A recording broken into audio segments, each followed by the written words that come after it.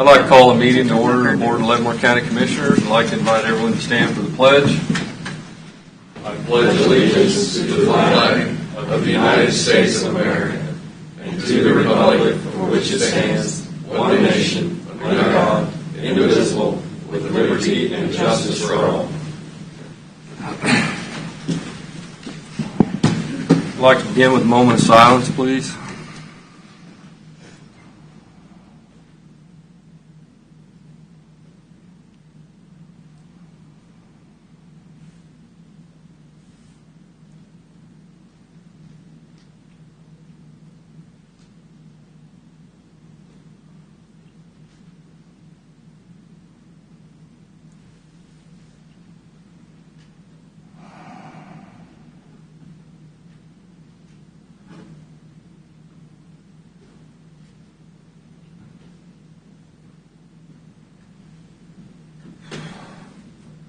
On roll call, we'll start with Commissioner Stevens. Here. Commissioner Shimke. Here. And I am present. And Commissioner Cos. Here. And Commissioner Coleman. Here. All commissioners are present. Would like to open up the public comment portion of our meeting. Anyone from the public wishing to speak, please come forward and state your name.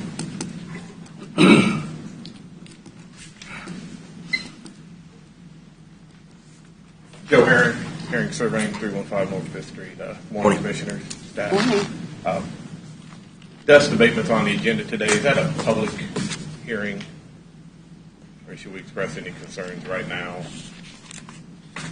We can express concerns right now. Okay, because it's we're really voting good. on it today. We had a pretty good work session last week or earlier this week, or was it last week? Last week. Last week already. Last week. But there were some issues we were talking about, applying RIF, being able to use that money towards the dust abatement, how that affects development. I didn't see that as part of this. Or will that be discussed later? Or how would a property owner be able to use part of their RIF money towards dust abatement, or a developer be able to use dust abatement to benefit the whole project? That was part of our topic, but we didn't go into it. And also the price increase, $6 a foot. I know there was a discussion amongst the board of pretty significant increase from $13.50 and all on one person when multiple people are sharing that benefit to that. So I was hoping that could be considered when you guys discuss that today. Okay. That's it. All right. Thank you. Thanks, Joe. Thanks, Joe. Anyone else wishing to speak in public comment? Good morning, Morning. Commissioner. Morning. I'm here to follow up on some business from last week and also with a couple new questions. First, I wonder where we stand on the digital open records folder for all information current and past generated by the Lenape Sand Quarry proposal. Where online can the public access digital files that are open record in nature?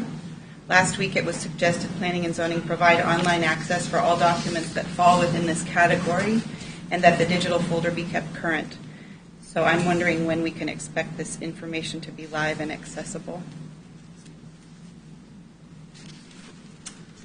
Anyone have any answers on Yeah, that? great question. I think last week it was suggested that we look into, not committed to have done for this week. So I'm just wondering when. Right. I want to keep on the timeline. And if yeah, but I it's think we're possible. going to have to work with staff, and staff's going to have to be able to commit to a deadline.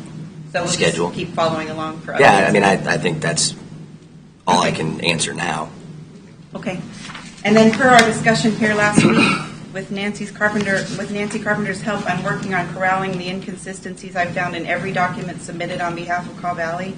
We've studied thus far, but if I may be honest, it begs the question, why are Nancy and I tasked with this assignment when Leavenworth County employs Planning and Zoning, Commissioners, Public Works, and Olson provides oversight?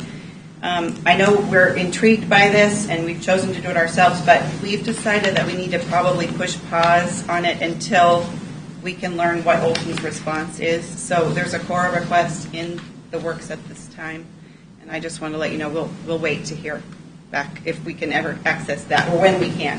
We will wait to see if they've addressed the inconsistencies that we could check those off of our list. I will tell you that what I know of is that Olson has addressed quite a number of issues. That's good. That's good. I would love to see if it's the ones we found. I'm sure they're doing a great job. Throughout this process, I've been asked by lots of people what types of industry I would support in the proposed pit area. And to be honest, it's a tricky question for me to answer. Maybe you can help me gain a better understanding of this region and what industry can actually fit within a special flood hazard area. This parcel and the surrounding land is rated AE floodway, if my research is correct.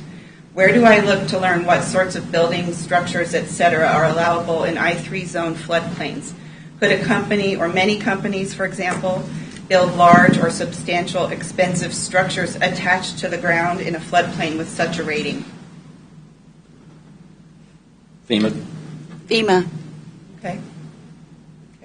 Yeah, it's my Or the Corps of understanding. Engineers. Yeah, it's my understanding that there's very little, if any, structures that can be built Okay.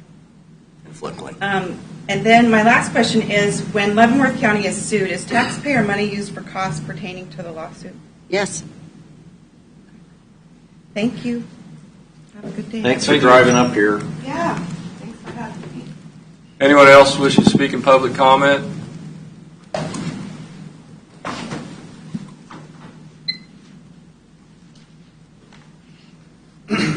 My name's Tony Schmidt. I'm at 17322 Golden Road. I'm not going to need a timer. I just need to make a couple statements. I'd like to commend the county on the road crews because the roads down south are a lot better than up here. So it took me a little longer to get here this morning. Since I was late, I don't really know what Sarah said, so I hope I don't touch on any of that. I've become aware that the latest road study for the Call Valley Sand Pit has been submitted. My question to the commissioners is, Call Valley is not going to follow the Olson requirements at their expense. Will this board, or can this board, strongly recommend that they withdraw their special use permit? Is that a possibility? Public comment's really not a question and answer. Okay. We're here to listen to your comments. Okay, I feel this issue that you guys should just ask them to withdraw their permit if they're not willing to comply with the recommendations that you come up with.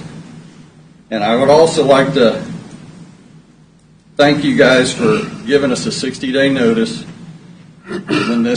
when and if this becomes up for vote. But the last thing I would like to say is when the meeting does come up, could it be held in the evening if you really want to see how many people are opposed to this? Because this is hard for a lot of taxpayers that have to work to come up to this meeting. Thank you. Thank you. Thanks for driving up here, but when we get it back to us, whatever the recommendations are from the professionals, the staff, Olson, we definitely could comply with whatever their recommendations are. Thank you. Anyone else wishing to speak in public comment? Then we'll close public comment and move on to administrative business. Mr. Lawfrey? I would, because it's not on the agenda, I'd like to just let you know that the county counselor has asked for an executive session at the end of the meeting today. Okay. Just since it's not on the regular agenda, I want to let you know. And I didn't have anything other than that. Okay. Mr. Chairman, members of the commission, David Van Paris, your county counselor. If I might take a few moments of your time, you heard from two individuals this morning who are expressing concerns and questions regarding a special use permit that you currently have pending before you. Rather than offer specific comments, I'd like to comment, if you would allow me, generally on the process and procedures that are supposed to be and should be followed with respect to special use permits. When you hear special use permit applications or any rezoning request, you sit in a quasi-judicial capacity. That is otherwise different from your legislative capacity. In your legislative capacity, there are no boundaries as to what information you can conduct, opinions you can express, regardless of, quite frankly, anything. However, when you sit in a quasi-judicial capacity, you more or less sit as a judge. You're charged with impartially and fairly weighing and balancing evidence, which is testimony, oral or written, with respect to the topic. I can only, to use a word I heard on the news, Chief Justice Roberts used, admonish you to not express your opinions on the merits or demerits of a proposal until the record has actually been submitted to you. I would state that there's, for example, discussion regarding the preliminary considerations of a study. Until that study arrives on your desk, until that study is available for the public to see, until that study has actually been discussed by you, I would suggest that you refrain from giving any opinions or conjecture on what may or may not be in that study. I would simply urge you to keep that in mind. Also, when you have discussions with your constituents with respect to this topic, I would advise you to be careful to not either to prejudge the issue. Hear their concerns. Encourage them to express their concerns. Those concerns are best expressed either by emails or letters so that they can be made part of the record. You will be conducting a public hearing or hearings on this topic and other SUP topics over the years. And I can only suggest to you it's in the best interest of all involved that you follow the procedure and conduct yourselves accordingly. So, Mr. Van Paris, say we all get an email asking our opinion. Me personally, I don't think we should respond because I think it could be considered as a serial meeting. Commissioners, when you receive such blanket invitation for comment, please do not respond to it. You may courteously respond that you are unable to reply to that particular question. Again, encourage them to express their concerns and issues with emails or letters so that they can be made part of the record and reviewed by your staff prior to any final information getting to you. But please avoid any serial communications among yourselves, directly or indirectly through other individuals. You cannot circumvent the requirements of the Open Meetings Act by using other third parties as a conduit. And please do not fall into the pitfall of that. It's relatively easy to do. So be aware that when you are invited to give comments on particular issues such as rezoning issues, that you're sitting in a quasi-judicial capacity, and by way of illustration, you're the judge. How appropriate would it be for you to take a phone call from one of the party's attorneys and begin to discuss the case just with them? So please, it's a difficult procedure because you're public officials. And 90% of the time you sit in legislative capacities, and you should invite public participation. But in certain instances, when you sit in quasi-judicial capacity, you should be circumspect on the charge you have to hear and weigh evidence and to not prejudge a matter until it's been fully presented to you. Okay. Can I add something? Go ahead. Just as a follow-up to some of that, when I know that we have on the website the ability to group mail the commissioners, and so if there are issues that you really want to have responded to, when you send to the group, you can be assured that the email has been received. If it doesn't come back to you, is not deliverable.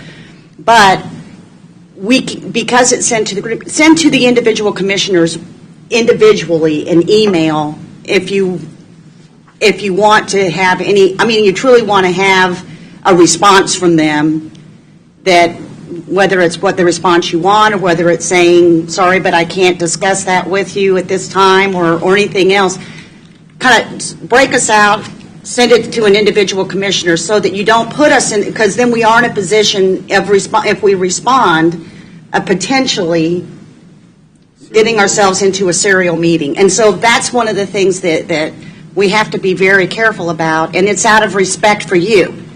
It's out of trying to increase your perception that we are transparent, that we are not trying not to answer you, that we are not trying to hide anything from you.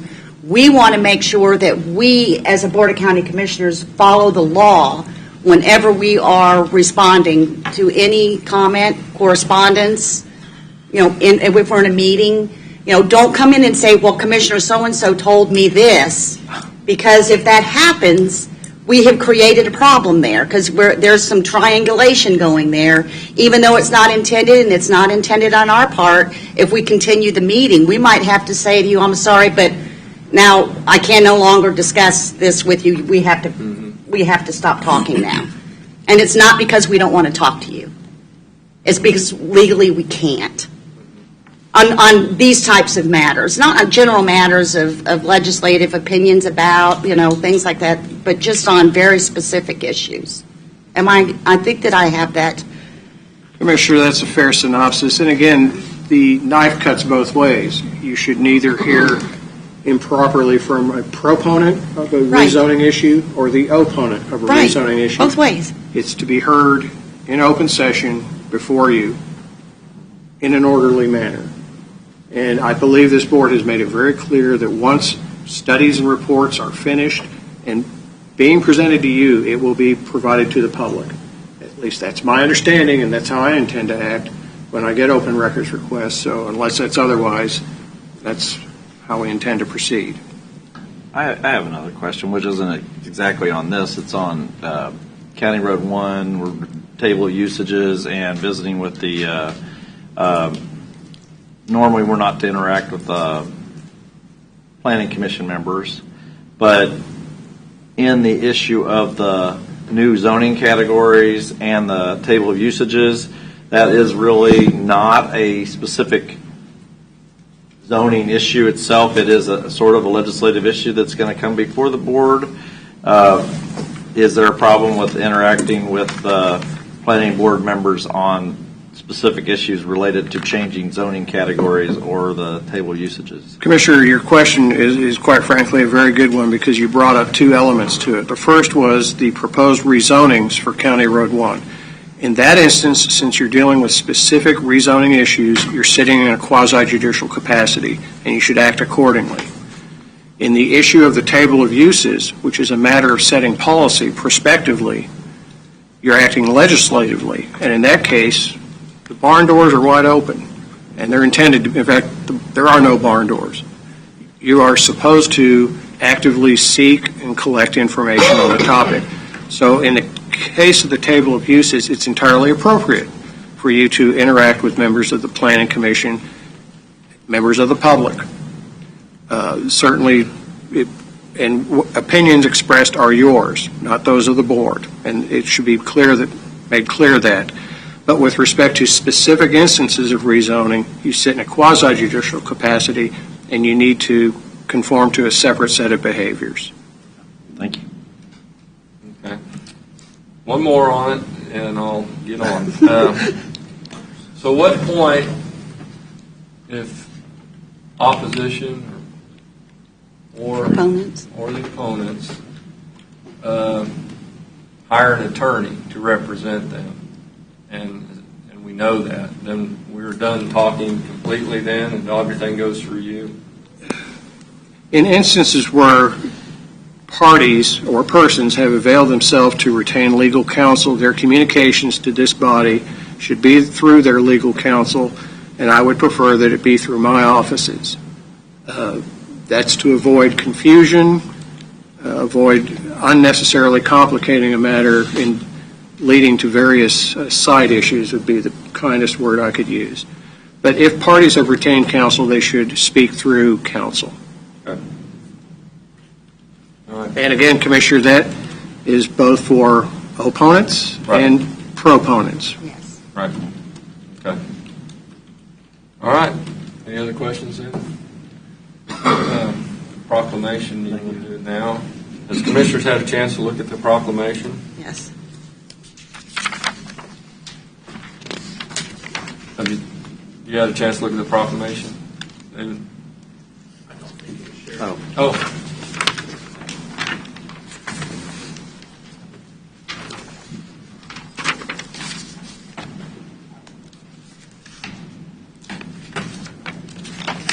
I believe it's entirely appropriate, Commissioners.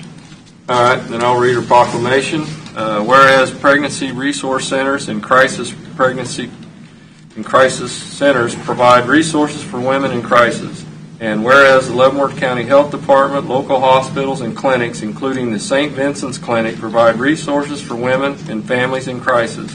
And whereas it is important to highlight the efforts of healthcare workers, social service work providers, and faith communities as they help women facing crisis pregnancy.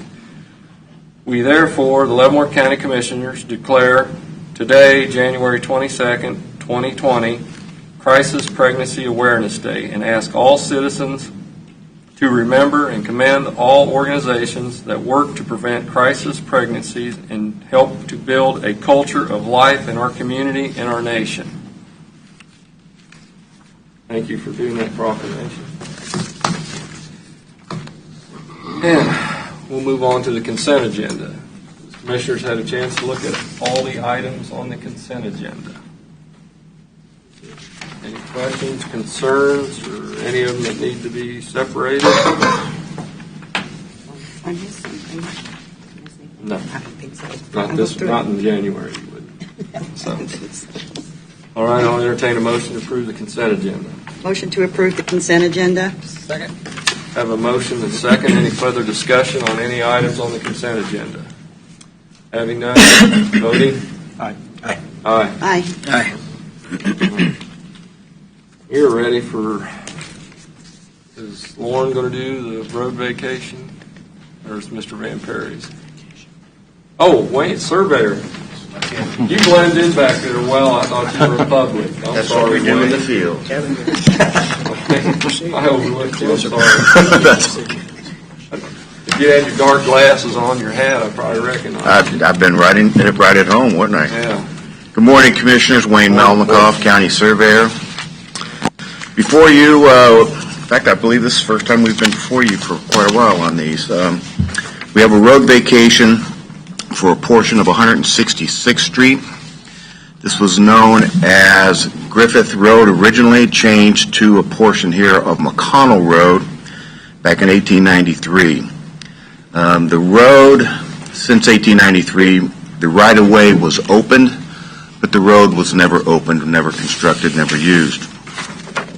During that time, the road has never been vacated. 166th has been opened.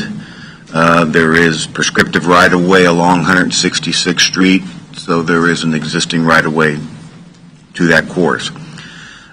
We had a petition submitted to the county by the landowner. The landowner is trying to finish up a subdivision plat, and on that subdivision plat, the old McConnell Road encroaches into their property, therefore making it non-conforming. So to clean that up, we are proposing to vacate that portion of McConnell Road, which would be the entire book and page of the original McConnell Road dedication. Public notices were put out. There were no objections after the advertising. The single landowner has no objections, obviously. There are no utilities involved in the old easements, and clearly it's just a case of whether or not the board sees fit to vacate the right-of-way so they can move forward with their plat petition. My question is, Mr. Van Perry, this doesn't require a public hearing, being it was just a public notice? Yes, I'm sorry, yeah, it does require. Mr. Chairman, yes. To vacate any road, you need to publish and provide notice to the affected parties that you intend to vacate that road. You then need to open the matter up to any public comment that may arrive. And should you choose to vacate this road, and I believe Mr. Malnikoff's ably outlined to you the circumstances, please do so by making a finding that the road proposed to be vacated no longer serves as a public utility or is not anticipated to serve as a public utility, and that justifies the vacation under the statute. Okay. All right. We'll open up the regular session, open up a public hearing on the vacation of road right-of-way on 166th or McConnell Griffin Road. Anyone here wishing to speak in opposition of vacating this section of road? Anyone here wishing to speak in favor of vacating this portion of road? Seeing none, we'll close this portion of public hearing and return to regular session. Commissioner Culberson, this seems to be your area of expertise. You want to make a motion on this? Yep. Motion to approve the vacation because, What's the number? Is there a number? oh, Motion to approve vacation of 166th Street by Board Order 2020-1. as, As it no longer serves as public utility. utility. Oh, there's no public utilities nor any anticipated, and will serve as public right-of-way, And known as McConnell Griffin. known as McConnell Griffin Road. Second. Have a motion and a second. Any further discussion? I had some. Yes, sir. Wayne, so this is one of those that we want to make sure that before we vacate any right-of-way that we acquired the existing right-of-way. And so I talked to you earlier about that, and you said by prescription. By statutory prescription, that right-of-way exists on 166th Street, yes. Okay, so we don't. Plus, as we plat, we will be acquiring that right-of-way as well, in this particular case, on the east side, the west side. And the On the east west side. side exists by prescription, and that's by statutory law. Okay, and then that was going to be my question on the east side, though. On the plat, we can Right. dedicate the west side, so that's no problem. But on the east side, is that covered too by the? Yes, by prescription, Okay. yes. The entire And- roadway on both east and west side of the existing center line of the road, which in this Okay. case would be theoretically the section line. Okay, and then the only other thing I had was on the plat, hasn't been turned in yet, but are you going to make sure you have Schlegel? There was the deed booking pages Right, that they had. yeah, that is incorrect, they know that, and that'll be Okay. corrected when they make their final So that submission. won't affect the vacation today? No. In any way? Okay. Absolutely not. I just want to make sure we don't have any more of those roads that are there, but we don't have the documentation to actually dedicate them, so we don't need any more of those. That's all I have. Okay. Any other Thank you. questions on the vacation of this road right away? And we'll You voting? need a second. Oh, I did get a second. Okay. Aye. Aye. Aye. Thank you, Wayne. Thanks, Wayne. Thank you. You want this couch?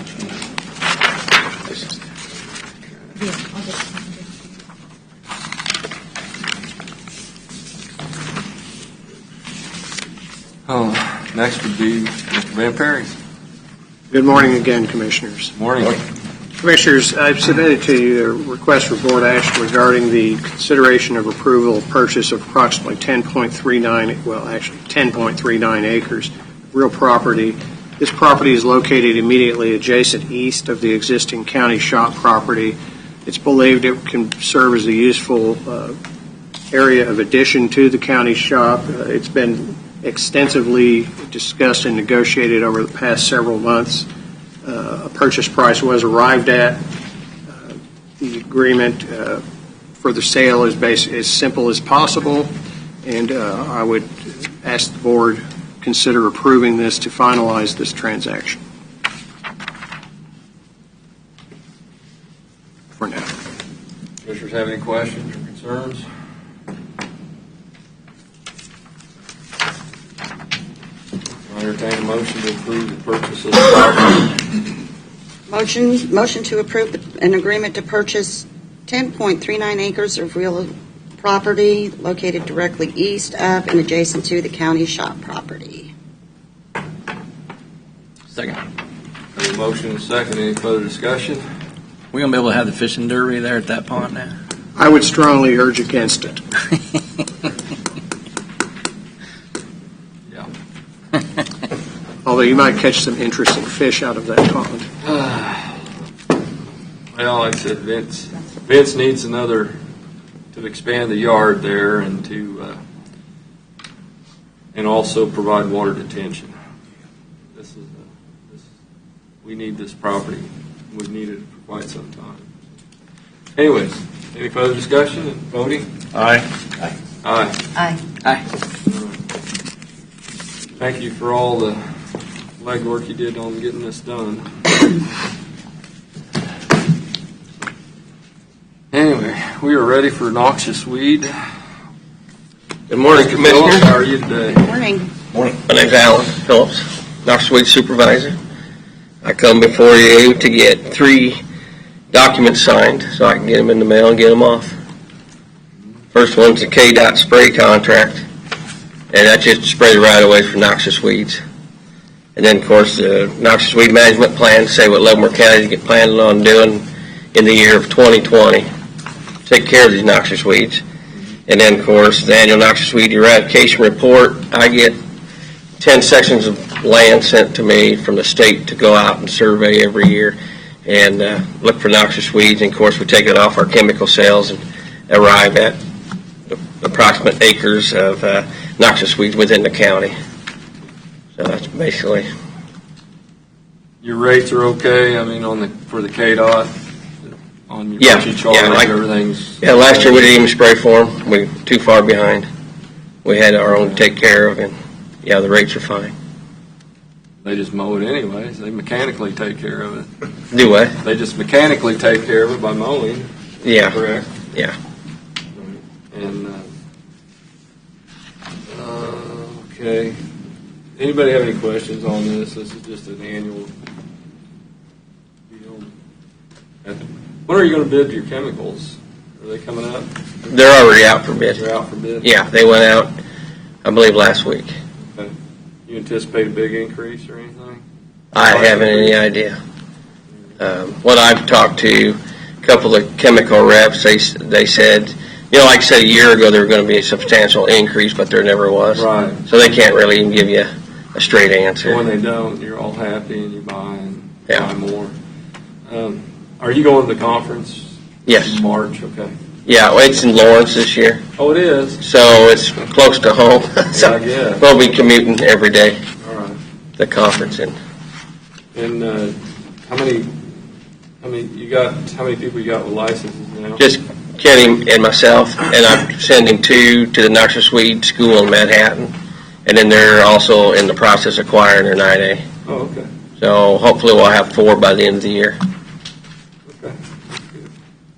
Alan, I had a quick question for you, just Uh-huh. because it was prompted by resident email. There's always questions about types of chemicals that we use, et cetera. And I just wondered how often, if ever, and maybe the conferences where some of this is learned, but if they are using alternative methods anywhere. I mean, again, whether it's ag or whether it's noxious weed, I realize that there's only so many chemicals that can obviously get the desired result. I just wondered how often, if any, are we looking into, or do we even get, potentially do salespeople come and call on us specific to alternative or new, remedies, or is it same old, same old? I don't know. I'm just asking the question. So. We do, but the state comes out with a list of the chemicals that are approved that we can use, and of course there's so many chemicals out there that do the same thing. And the state, it's not even on their list, so it couldn't be used anyway. Do what? I said, so there could be an alternative, for example, but if it's not on the state's list, we couldn't use it anyway.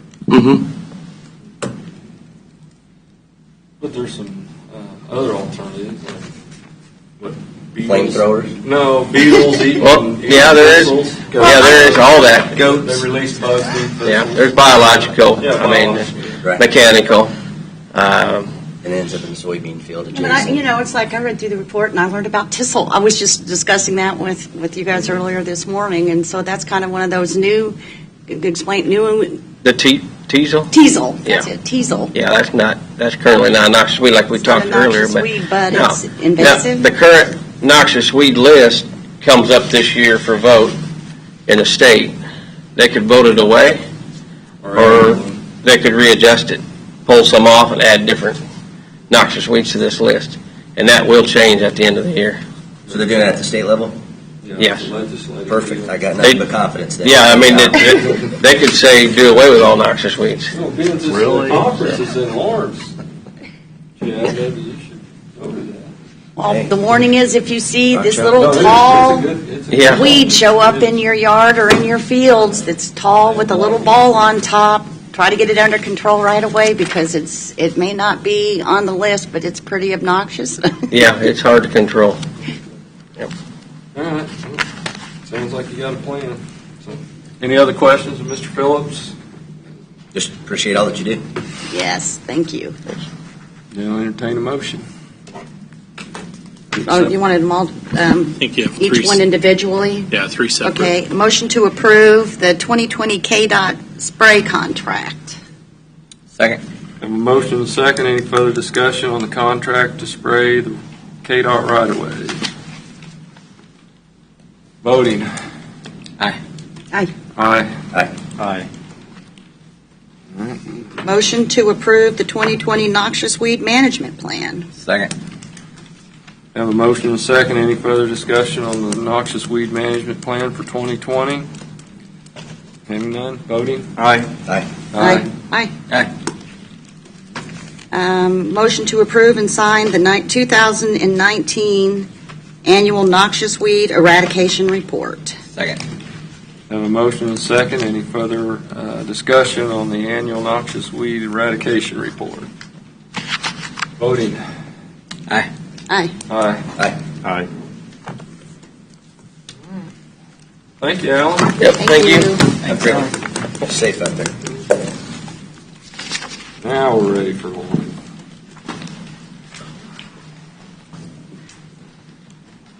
Good morning, Commissioners. Good morning. So this morning I have brought to you two RBAs.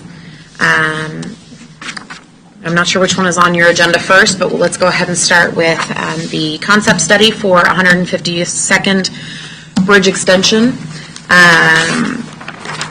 The board has expressed a desire to look into the possibility of a future bridge connecting Lansing and Missouri 152. And Olson has prepared a scope of proposal to be put out for a concept study to be used in future conversations for traffic volumes, utilizations, construction costs, and some other things. So with the board's approval, this is something that we will put out for RFP. Anyone have any questions of Lauren? Let's go for the word. I don't think so. I think Olson's probably better prepared to create that scope, so works for me. Yeah, you got it? Nope. Ready to make a motion. I'm Ready to make a motion. Okay, then I'll entertain your motion. I move that we approve the proposed scope for requests for proposal for Eastern Gateway concept study for 152 bridge extension. Second. Have a motion and a second. Any further discussion? Just one question. What is the anticipated cost for this, just this little piece? Well, Olson would be able, they should be able to provide this under our existing engineering contract. Well, It's ours. the RFP that we're soliciting was the one we discussed in December, and we anticipated around $50,000 approximate cost. Okay. But this is the scope creation to go out for RFP. Solicit. Correct. Right. Yes, Yes. and then those will come back, and the board would approve them at Right, that time right. if we receive an acceptable one. Thank you. Any further discussion? Then voting. Aye. Aye. Aye. Commissioners? Thanks, Lauren. The second that I have brought before you is the 2020 dust control request form. Every year we make it available to residents that live on gravel roadways that would like to not live on a gravel roadway anymore to purchase county-installed chip and seal, no less than 300 feet, but with no cap. Some utilize it, some obviously do not, as we have quite a bit of gravel. We took a look at last year's numbers. We had a couple fairly substantial installations and took the averages, took a look at prices that we have seen an increase over the years.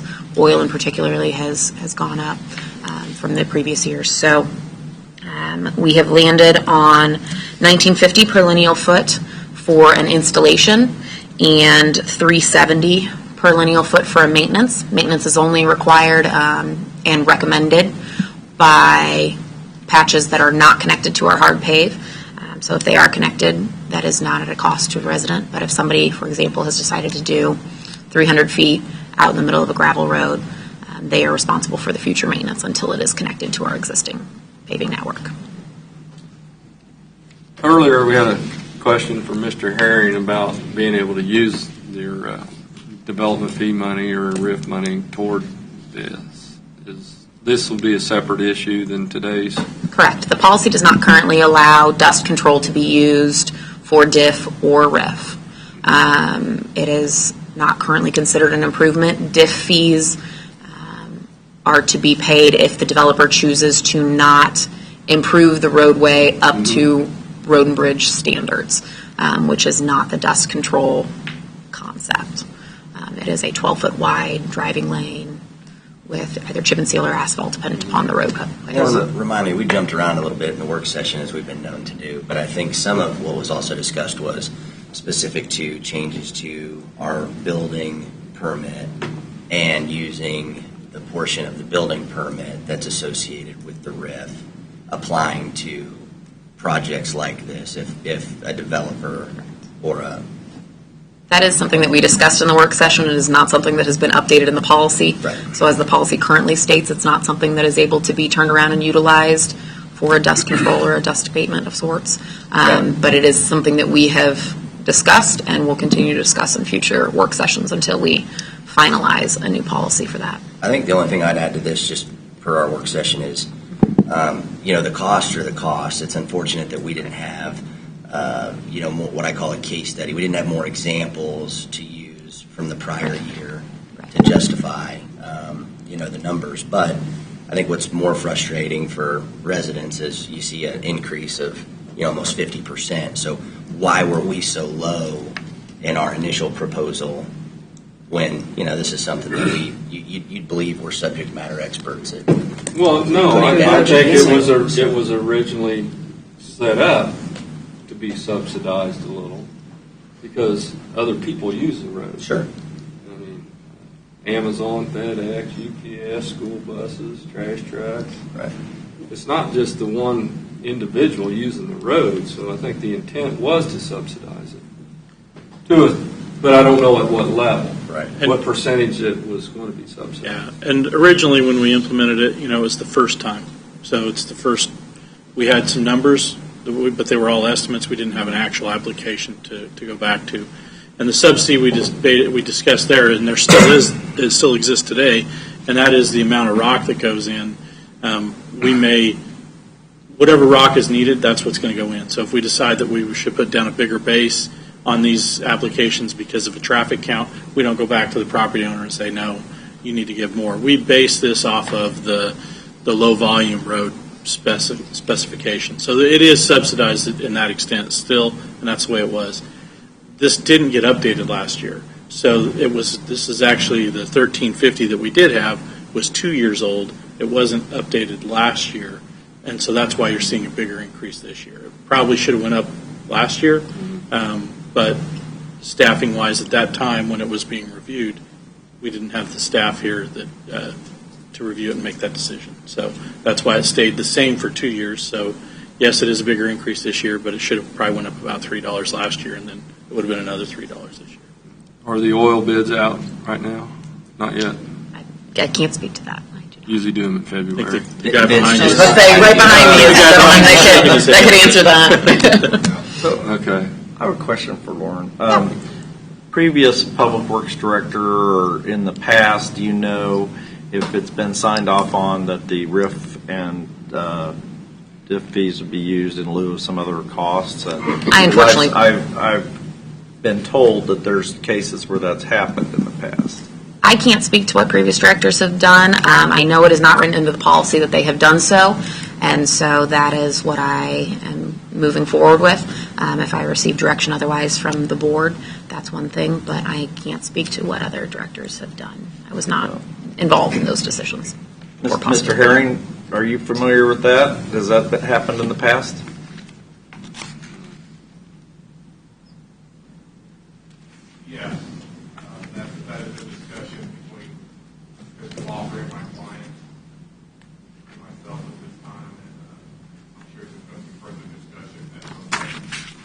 So, has there been other cases other than that? Mine, if We're on the it's- dust Yeah. control. Well, I just wanted to know if that was, He can't be heard from, okay. So anyway, so in the past, it possibly has been signed off on. I know of a single time that it has been told to me that it was approved. I do not know that it was board approved. I do know that it is not written into the policy. And I do know that it was also done at a time in which the actual dust control request was not being accepted. I've just The new seen a numbers. document signed off Correct, on it. right. But the board could approve. And I might have mentioned this in the work session, I don't know, but, I think we do still want to continue to work towards, or at least, ask the question of, there are some instances where this could tie in, and now all of a sudden the traffic were to increase because of the improvement of the road. Correct. So maybe we need to be thinking about road type in that instance versus a, more traditional application. And then I'd also say, not every roadway is equal in that, we have some examples where you have 3 homes on a mile, and you have some examples where you have 30 homes on a mile. The impact of the county is obviously substantially different from a property tax perspective. So I do think those are things we need to look at. There needs to be a formula. I think we need to be able to stand behind it and speak confidently to it. But I wouldn't want that to get lost in just addressing this first piece. So. right. I think potentially what we're all talking about here is the RIF and DIF applications, which is different than this dust control, which is strictly an at-will. This is not something that people are required to pay ever. This is if they choose to opt into a chip and seal road in front of their house. Understood. But like I said, they're not the only ones driving on it. It's not their private road. They're paying a substantial fee. Sure. They don't have to. No, they don't. But it benefits other people. And so, but to your point, Mr. Shimke, was Kansas Avenue, east of County Road 2, 158th Street. That was an old gravel road, and it had like 400 and some cars a day on it, and we did a pave in place there. I don't know if you've driven it lately. And then they put a Walmart down at the other end of it, and it went from 400 to 1,200 just overnight, and then it just got more and more every year. So you can create a monster. But then we have to keep up with that monster, so. Yeah. So far, we've just been doing regular maintenance on it, Yep. controlling it with signage, and But that's what we do. it's not a fun one to have a snowplow. And so obviously, anybody that had, applied for, completed the forms, submitted in the past, this is obviously just anybody that would be new. There's nothing retroactive. No, 'cause they're Correct, already it's paid. only for new pavement, so the only way in which it would be considered retroactive is if somebody had installed an unconnected and they're continuing maintenance on that. And every year, that maintenance price is updated as well as the installation price. The application process, there's a deadline. If you look at the application form, last year was February 28th. This year it's Right. March 31st, This year, I we believe. pulled it out a little bit. So you have until that time to apply under the current rates and policy, because that's the only way we have time to get it scheduled. Anything that comes in after that would be for next year's process. Okay. So our the people that are wanting to get on the schedule this year are paying the old rate? Yes. Oh. No. We'll be paying this Sure. rate. So this form is not available yet. People have called, they have requested, and we have notified them that the 2020 installation process has not come available yet. And so as soon as, hopefully, the board approves these numbers, I will post that this is available both online, we will make a notification, and this will be available for the next 2.5 months to allow all residents to come in, and that allows Vince and his crew's time to figure out what schedule works best to start getting it installed. There's a 2-application installation process that takes a 30-day spacing. Okay. All right. Any other questions of Lauren or Vince on this? I'll entertain a motion. Motion to approve the 2020 dust control request form. Second. Have a motion and a second. Any further discussion? Voting? Aye. Nay. Aye. Thank you, Commissioners. I voted no because I think it's just too big of an increase, and I don't think one person should have to pay it with other people driving on the roads. It's a public road, should be subsidized a little. Anyways, Good day, Commissioners. Thank you. Thanks, Lauren. Other policies, though. mm-hmm. Yeah, I know. Thank you, Lauren. All right, we're ready for planning and zoning. Crystal.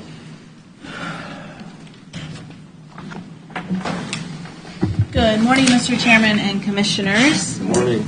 The first case I have before you is a request for a temporary special use permit for a laydown yard. The laydown yard applicant is Probst Electric. This is in conjunction with a transmission line that's being routed through Leavenworth County to a larger project up in Nemaha.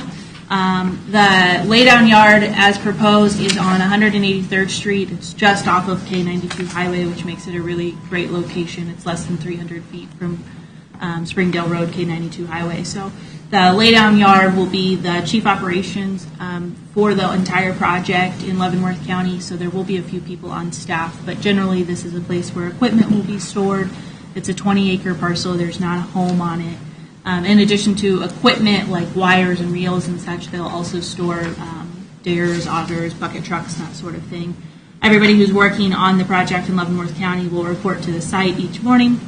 They'll gather their equipment, they'll park their personal vehicle, then they'll go out in a company truck, and then at the end of the day, obviously, they'll come back and unload and go back home. They are requesting this through October of 2020. That's when they anticipate the project being finished. Staff is supportive of this request, subject to conditions which are within the report. Mr. Carwile with Probst Electric is here. Will answer any questions that you may have, as will we.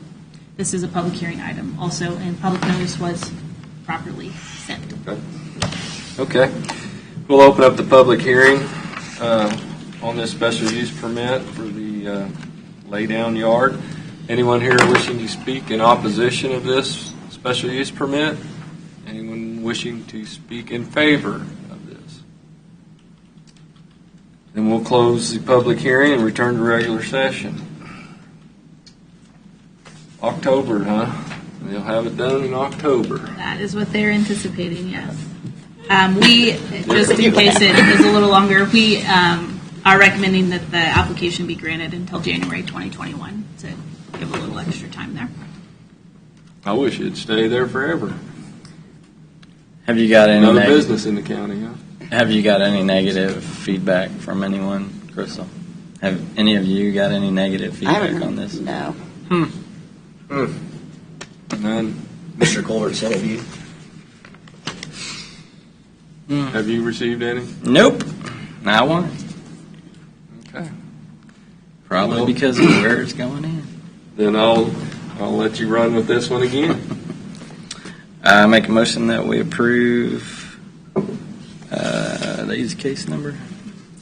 DV 19-139, temporary special use permit for Probst Electric for the laydown yard until January January 2021, yeah. 2021. 21. Second. Have a motion and a second. Any further discussion on the special use permit? Voting? Aye. Aye. Aye. Aye. Aye. Thank you, Commissioners. Thank you, Crystal. Thanks, Crystal. Now we got a If I looked at quarterly. the agenda, correct? You're It's next. You Still here, are. right? All right. And you thought you were at it. Oh, I knew better. Commissioners, I have presented or submitted to you my first quarterly report. Not only is this the first quarterly report of the year, but it's also my first quarterly report. So bear with me here. We've had some changes in the planning and zoning department, which you are all aware of. We've hired a couple of new employees. We're excited about that. We've also shifted duties just a little bit in order to better accommodate customers, residents, and services. We also have been updating a number of things throughout the department. We have gone through our applications with a fine-tooth comb. We will continue to do that. I believe those applications are all as up to date as they can possibly be. We have removed information that was unnecessary. We've removed procedures that were not being followed or were not required to be followed. Applications are, of course, living documents. As policies and procedures change, those applications will need to be updated. That's something that we will continue to take a look at. We've also instituted a joint review committee That is something that I believe we've needed to do for quite some time. So on a weekly basis, planning and zoning meets with Public Works, the Surveyor Department, emergency management if necessary. We go through all of the cases that we have. We take a look at them so that we can all be at the same table looking at the same thing to anticipate problems, issues, that sort of thing, and the best way to work through those. We've been doing that since about Christmas. I think it's been a great addition to the way that we operate. We have also instituted, or are working on instituting a submittal meeting. The reason for this is just to ensure that when an applicant comes to submit for a special use permit or rezoning or whatever it may be, a building permit, that they have all of the items that they need.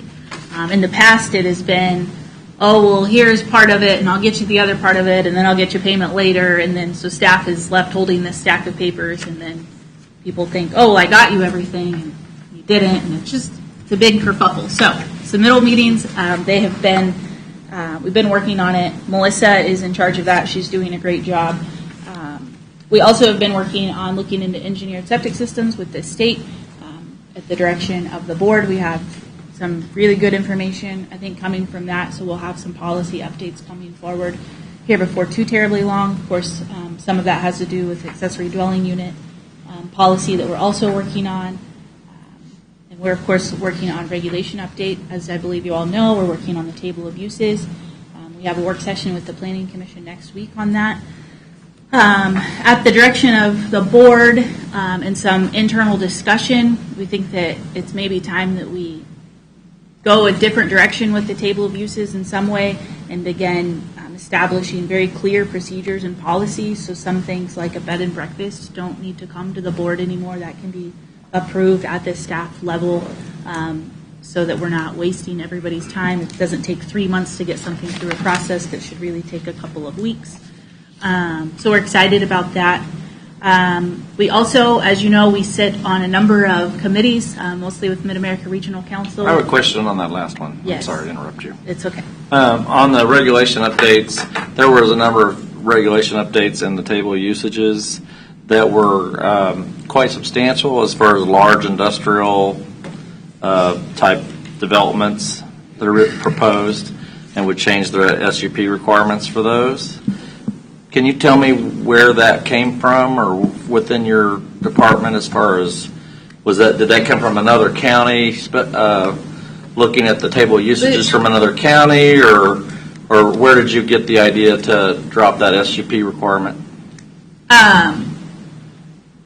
First, as I think you know, there used to be somebody else in charge in this department, so that's part of the reason that going forward we're going to sit down and we're going to start over essentially from scratch next week. I will say that there had been substantial internal discussion about industrial uses and such that are industrial zones. We should have parameters, very strict parameters and application processes and policies and procedures that are in place where if a use can meet those rules and regulations, that it can be an allowed use. Now, if they deviate from that or they're unable to meet those things, then it has to come before the board.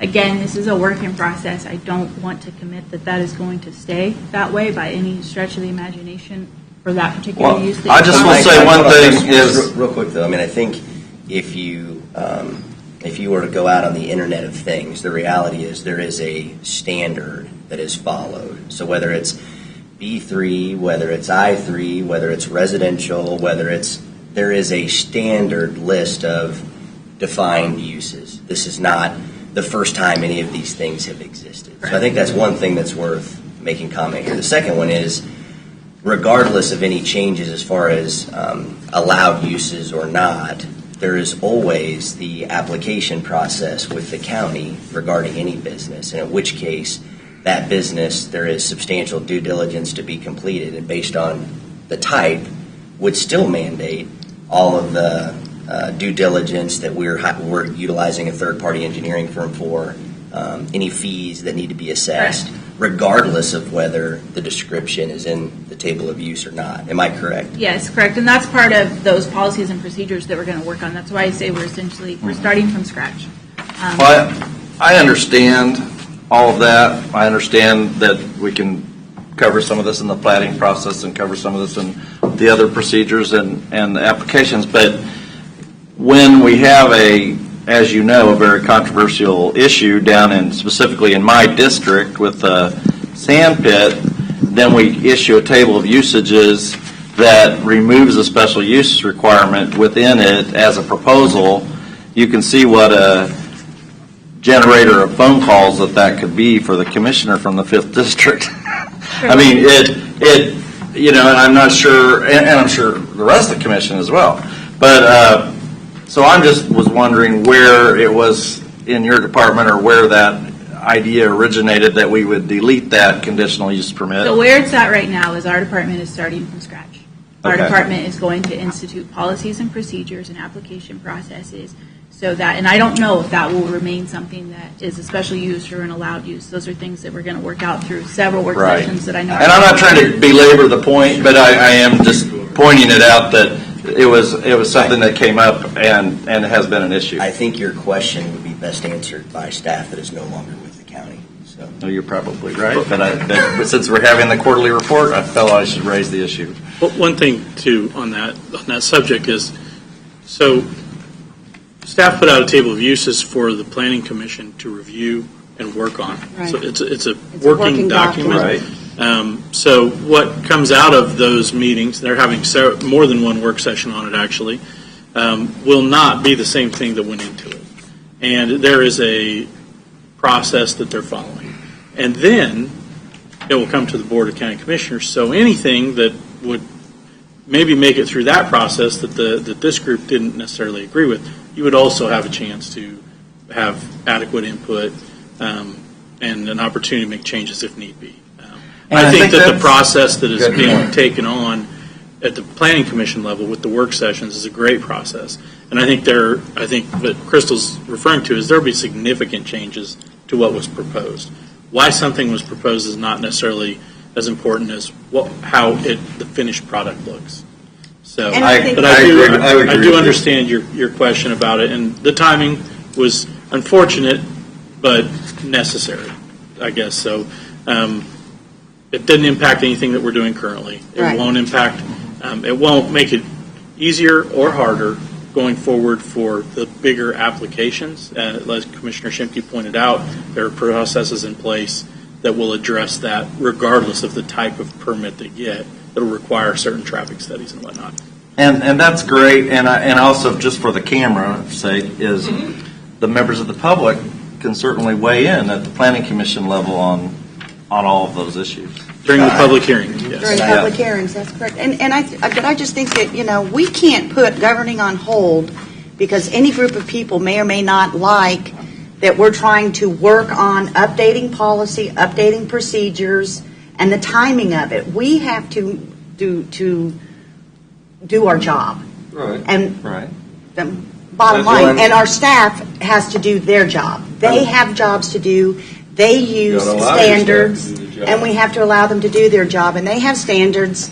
They all have licensings and certifications that they have to, abide by. And so they're doing their job based on the industry standard. They may bring something to the table, and then as they go through the process, that's bringing something to the table to discuss that is based on typical, everyday, what is right there in their educational materials or in the standards that they have to use as a guide. And we can't say, well, don't talk about that right now because it might upset someone. No, they have to do their job. Right. well, And we I would have to also move say forward. that We can't. I'm not saying to not upset. I was just asking the question of where it originated. That But was it- the- I mean- and I think that's a fair question for people. But I would say going forward, I think it's going to be very common for policy changes to quickly follow Right. incidents that are identified as either wrong or outdated or need improved, right? Exactly. So generally speaking, something has to happen before you maybe notice or realize that there's been bad practices or Right. bad policy. don't And so know maybe what you it don't takes a know. road project to be delayed a year and cost hundreds of thousands or millions of dollars more before you realize your utility policy sucks. Exactly. And so we can't say, well, we can't update that because, something's happening right now, we have to move forward based on what we know here and now. That's just my, and. So I'm just saying chain of events. Sometimes one thing causes another, so. Right. So don't take it in a negative spirit. It was just a question that was posed to me, so I wanted to pose it to you. All right. You don't know what you don't know until you know it. Right. Yeah. Nobody knows. But we all Is that another we are all streamlining this process. Right. So allowing staff to approve these at their level will definitely speed things up. Certain things. And you're doing a great job, Crystal. Thank you. So, in addition to those updates that we just talked about, and again, we are going to have lots of work sessions. It's going to take a little bit of time, but we're going to get it done right. We also sit on a number of committees, mostly with Mid-America Regional Council.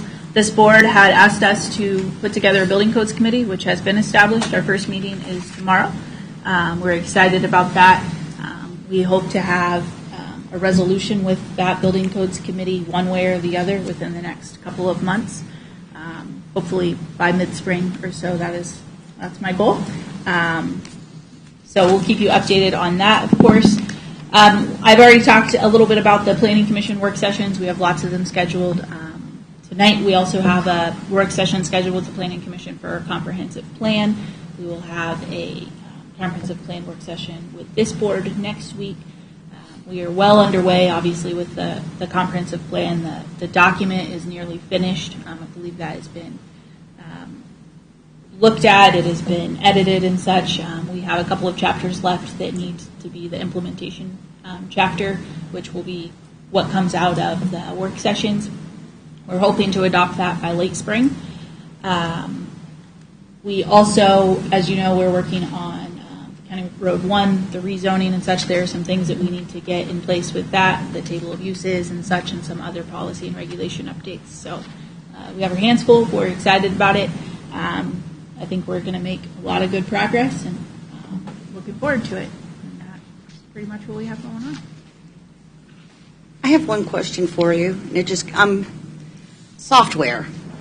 Yes. For the department, and some of the things that we're asking the work of planning and zoning. For instance, our increased social media presence and things like that. And I have a question: is your software adequate to over time? As we're getting to ask more things to be published online, documents, all these things to get them pushed out to the public. That kind of changes your software demands. Are you okay? Right now, I think we're okay if we kind of maintain the status quo. But Stephanie, as you know, is the one who is primarily in charge of that. I think she's, like I said, able right now to do what has been asked of her. If we were to kind of step it up a couple of notches, at that point there may need to be a discussion about whether or not additional software is needed. And of course, we would want to involve our IS director. Right. No. I just meant, do we need to begin having discussions with Larry about, just how do we handle some of what we're trying to do in order to increase public awareness and engagement? We need to make sure that we're prepared to do that in a way that creates the least amount of disruption or. You throw money at it and upgrade it. Well, but it's just, but does Larry need to look at updating his budget? I'm just. That's a good question. It's just Right. I just know that we're putting more demands also in other areas within staff in that department, and I want to make sure that we're. And right now, like I said, if we just kind of keep it where we're at, I think we're good. But if we'd like to increase it, then I think maybe needs to be a discussion about. Crystal, I had asked this in a meeting right before the end of the year, and I'm going to be bringing it up anytime we have a quarterly review, just with each of the departments, to be thinking about, 2020 goals. So rather than just a report or known projects, or I realize the comp plan is obviously a large one, I'd really like to start seeing departments in general, rather than just the daily activity, monthly and quarterly activity, some things that we want to try to accomplish as a department.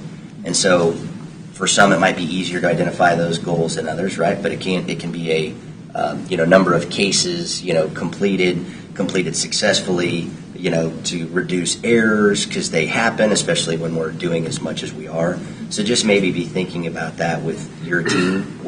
And goals there's not 22 of them to accomplish them. I'd probably argue it's 3 to 5, depending on the size of the goals.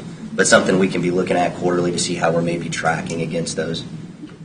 Something I'd love to see, especially next time we get together. So, but I think this looks great, especially for the first one out of the chute. So well done. Thank you. Already gave us a goal.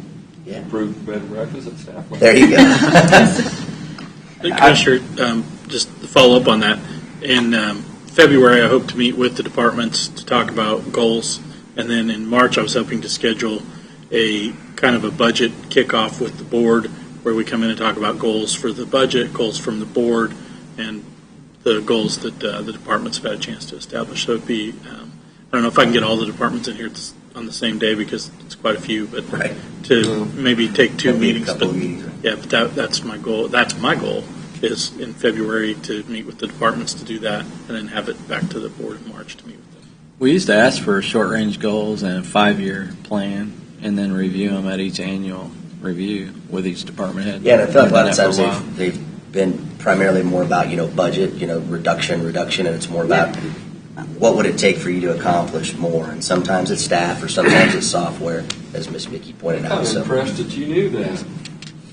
Well, that's what it I used don't to know be if I about. should take that good or bad. It was put together 3 budgets. I'm gonna go One 5% increase, 5% reduction, and flat. Right. Yeah. And you know which one they like to go with.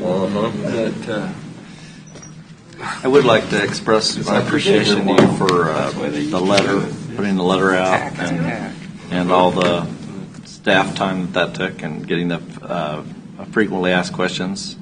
Because I think that is helping a lot of people understand, although some people, I think, choose not to understand. Yeah.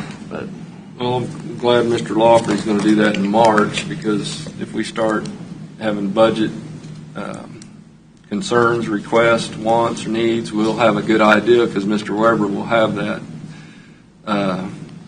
reappraisal increase amount by then. You'll know what we're looking at. That gives us some confidence. Thank you, Commissioners.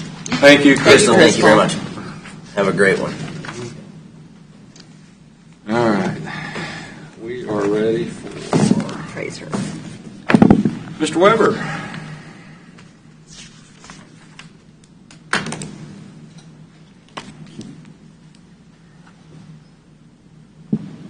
Morning. Good morning. The County Appraiser's Office now, we're currently setting values for the 2020 tax years. We are, by law, required to mail change of value notices by March 1st. It'll be March 1st, I believe, is on a Sunday, so it'll be the Friday before. And that's when we will send change of value notices. So we're in that process. I've got some trends a little bit later. I'll go over a little bit. We're approximately 75% complete with that process. And as of right now, we plan on making that goal March 1st. And I just put some, for informational purposes, the number of parcels there and where in the classification of all our parcels there. So you have some idea. We also sent out 6,000 personal property renditions. People who own taxable personal property are required to report it to the County Appraiser's Office by March 15th of every year.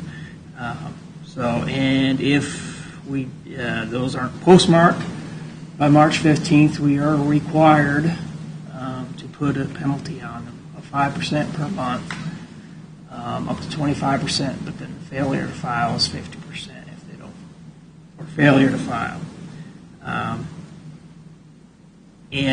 When we put those penalties on, if it's the correct penalty, only the Board of Tax Appeals can reduce that.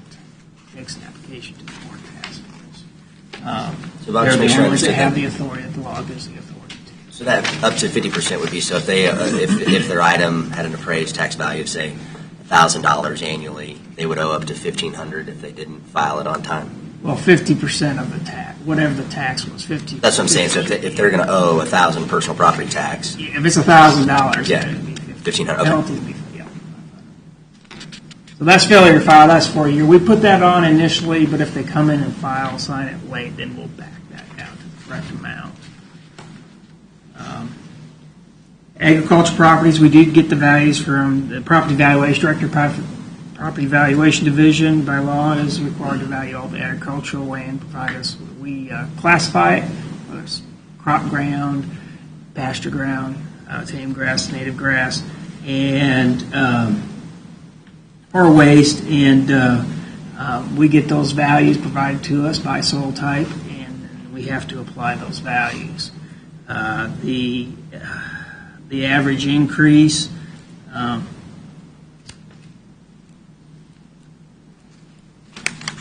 native grass was 5%, and tame grass was 7.7%. Crop ground average increase was 6%. Now, crop ground had been increasing quite a bit more over the last few years. The percentage increase is still increased, but percentage increase is down. In setting those values, they use the landlord share of net income. It's an 8-year average. But it's not just a straight 8-year average, it's a rolling average or 8-year average of an 8-year average. And I included the sheet at the end of the report that kind of explains that. And you can see the years. Now, the last year that went on is 2018 because that's the last year we have data on. And you see 2011 is the most important year in that average if you look at that sheet. That's just why I put that in there kind of as a reminder of how that works, because data actually goes all the way back to 2004. And 2004 counts just as much as the 2018 year. Mm-hmm. So values just about are never doing what is actually going on out there, but that was put in there so values didn't jump around quite a bit. That's why that's done that way.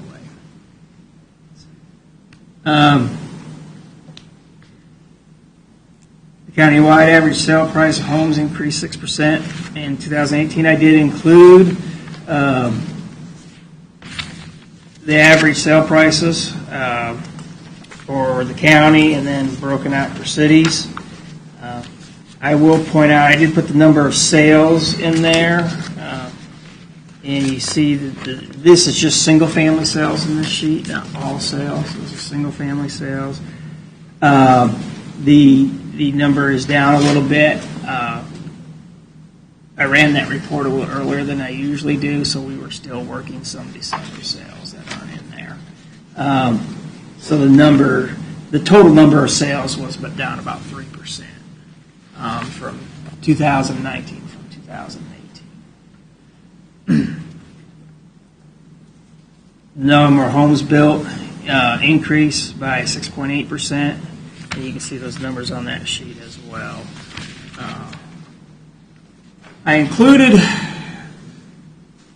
this is a sales ratio that I ran. The state does an independent one, but they're way behind on their data, so it's not available to us in a timely fashion. This is the median ratios. This is how we're graded.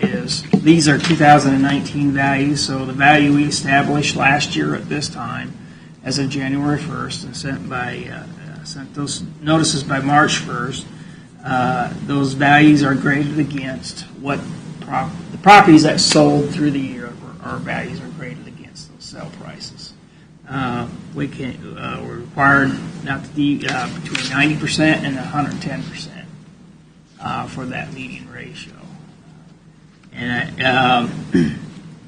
And so you see total county, we're at 95%. And you can see the rural part of the county, we're at 92%. That was the lowest. Actually, Baser, we had the highest at 97.5%. So, but they're all, they range, rural is 92%, but they range from, otherwise 93 to 97.5%. So that tells you where we're at compared compared to last year's sales.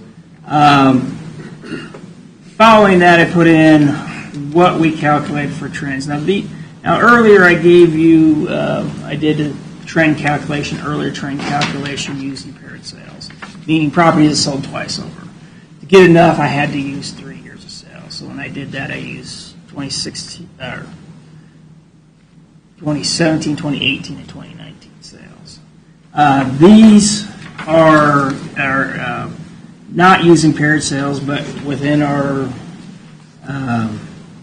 multiple regression analysis program we use, what the indicated trends are for these areas, just using 2018 and 2019 sales. And those are the sales that we're using to set our values. We're not using 2017 sales. We're using 2018 and 2019 sales. And so it gives you a trend of what we're seeing, and most of it hover around 3 to 4%, 4.5% in the rural. And as you saw above, we were the lowest on the rural properties. They did take the biggest increase last year, and that just has to do with the sales. How they keep on increasing. Even though they took the biggest increase, we're still the lowest according to the sale prices on those. And that's just because they keep on selling pretty well.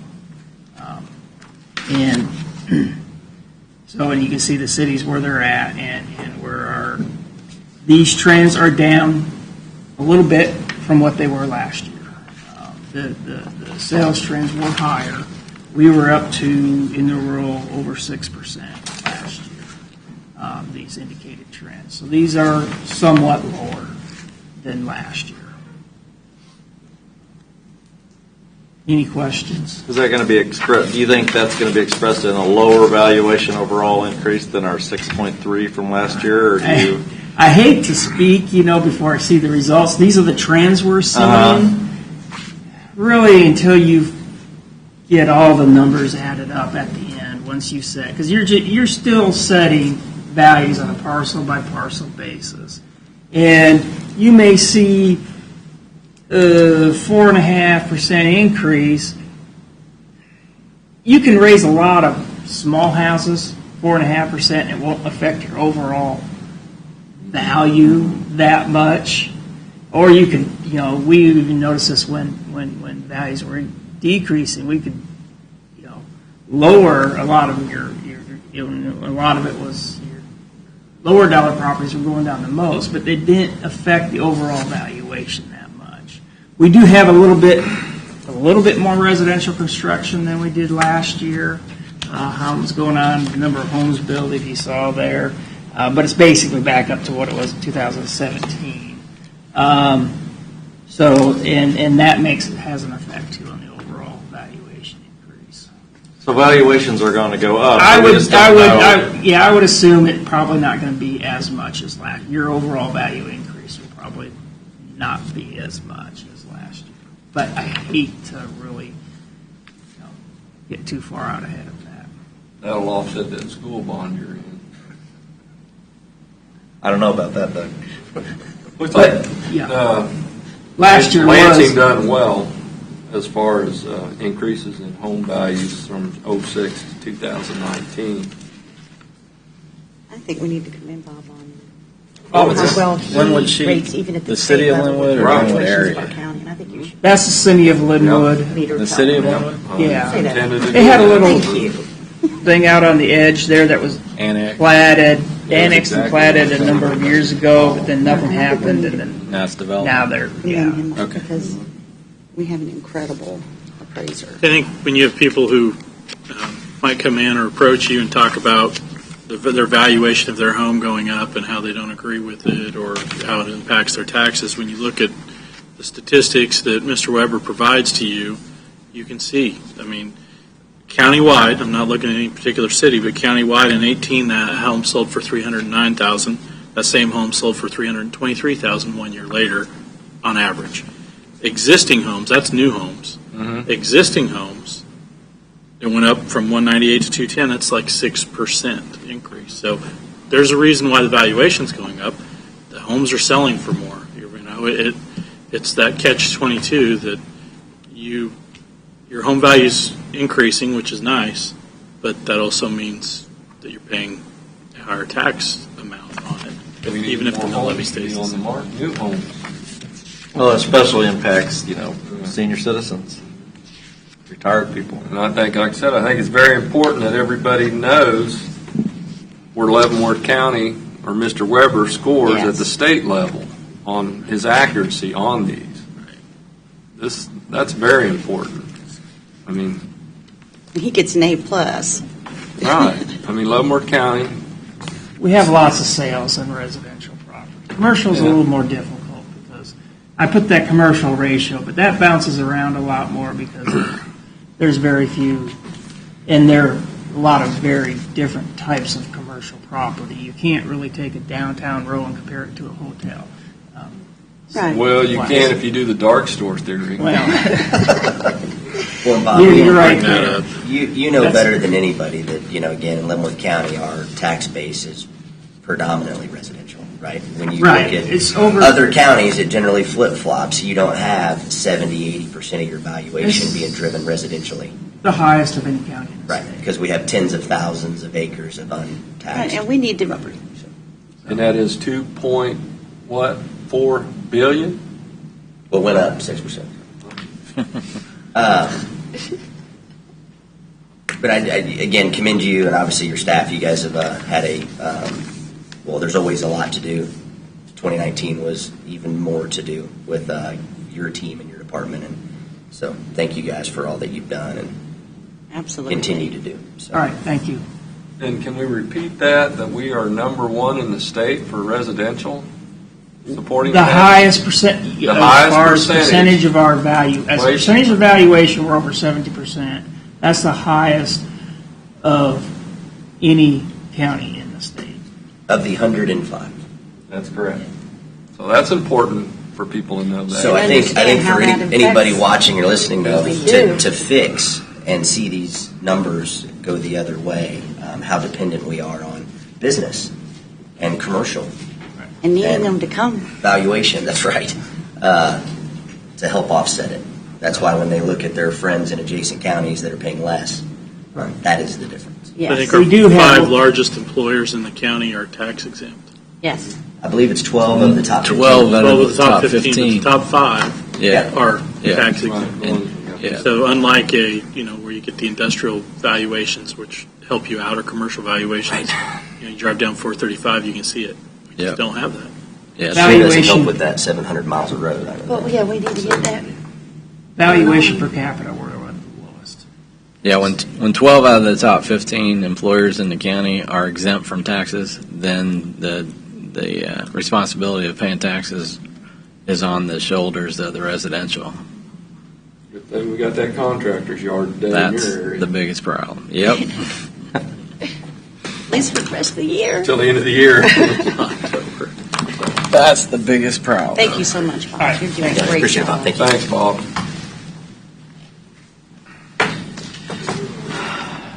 Megan? Megan, how are you today? That's good. Good morning. Morning, Commissioners. Morning, Chairman.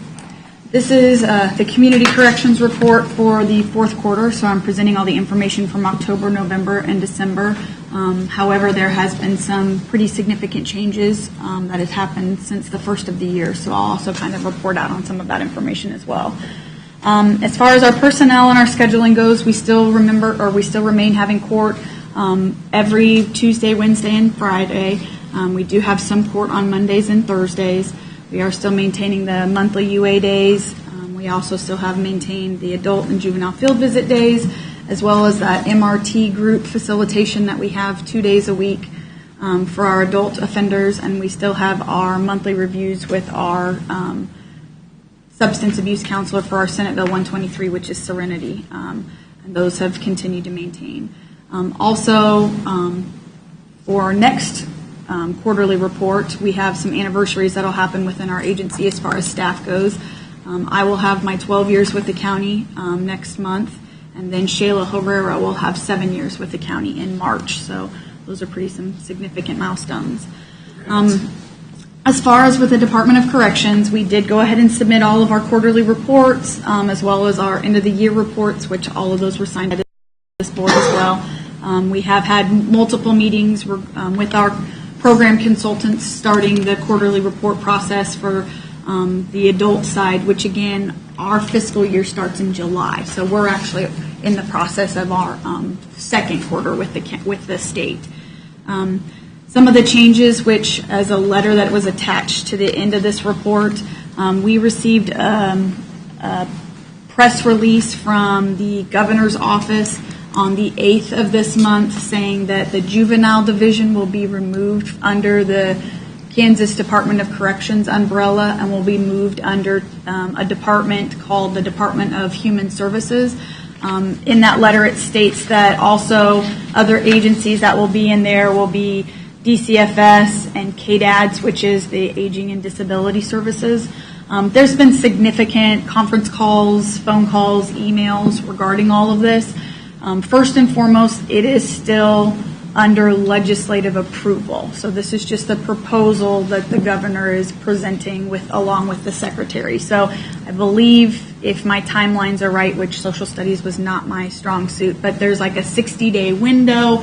Once the bill is presented, then it has to be approved by the House and Senate. So there's a lot of steps that still have to go through everything. But if that is presented the way that it's supposed to be, per all of the conferencing that has been going on, nothing is really going to change as far as our staff are still going to remain as county employees with oversight from the county. Locations are still going to remain the same. So nothing is going to change other than ultimately where our funding comes from, which will then come from the Department of Human Services. So at least that's what we're being told. And that wouldn't change till July 1st? It will not change until July 1st. They are just giving us like a heads up. You might see some other people reviewing your comp plans. You might see some other people being involved in your site visits. So again, it was just more of a prerequisite, like we want to let you guys know these people will be calling you kind of thing. But from what I've been told, there has anticipated no change at this time. So, House and Senate, they've been a little preoccupied. Yes, they have been. But in conjunction with that, we did have a directors meeting with the state back in December where they are going to start doing more site visits of all of our agencies so they can get a better feel of the policy and procedures and a little bit better feel of how the fiscal side of things works as well as the court side of things, because every jurisdiction is set up differently. So I think this gives the oversights of the Department of Corrections a little bit better understanding of how each jurisdiction functions and works, which then understands the comp plans a little bit better as well. So also documented is our budget information. This is as of December 31st. We're at 45.88% of our adult grant. We actually just received that second half payment on Friday. So at the time I submitted this, it couldn't have been updated, but we did receive that. So we're sitting much better financially on the adult side, again, because we're now starting the second quarter of our fiscal year. We also still have 88% of our behavioral health grant dollars as well as of the end of this year as well. For the juvenile budget, we're still sitting at 61% on the Leavenworth side. And again, the organization of the juvenile side is that we are the first judicial district, which also has Atchison. So that is also why Atchison's percentages are there as well. I have made a personal goal for myself to go to Atchison every Tuesday just to, I guess, educate myself a little bit better on their financial processes and there is a glitch in the computer system regarding the benefits and liability section that's in the DOC program under the Atchison workbook. So we have not been able to receive a lot of the second quarter incomes and expenses. So the number is a little different because we have to go off of what's in the computer system. So that's what is reported. I'm actually hoping to have a meeting with them next Tuesday where I'm taking my business manager up there and we're going to work everything out. So that's happening next Tuesday. I wasn't made aware of this I wasn't explained this until actually yesterday. So, and then we're still sitting at 44,000 on the project change grant, which is also again under the juvenile budget. Caseloads have ultimately blown up. We received on the adult side 42 offenders just in the second quarter. So from October to December, we received 42 offenders. So on the adult population, we are very high right now. On the juvenile population, we received 12 new offenders. We've had a lot of fluctuation. However, with those offenders, we have a large population in the youth correctional facility right now. So again, as part of the oversight for the juveniles, we do monitor the offenders that are in the youth correctional facility. Megan, the 310 open cases now, if you were to look back at, the start of 2019, how much different? I mean, how many more cases is that year over year? Do you have any idea? Yes. On the adult population, we are looking at about 32 more cases currently than what we started at with 19. And then on the juvenile population, when I first took over the juvenile division, we only were supervising about 19 offenders. Okay. So we've almost doubled there as well. So right, but overall, that's what, 15+%? Right. A little over 10, yeah.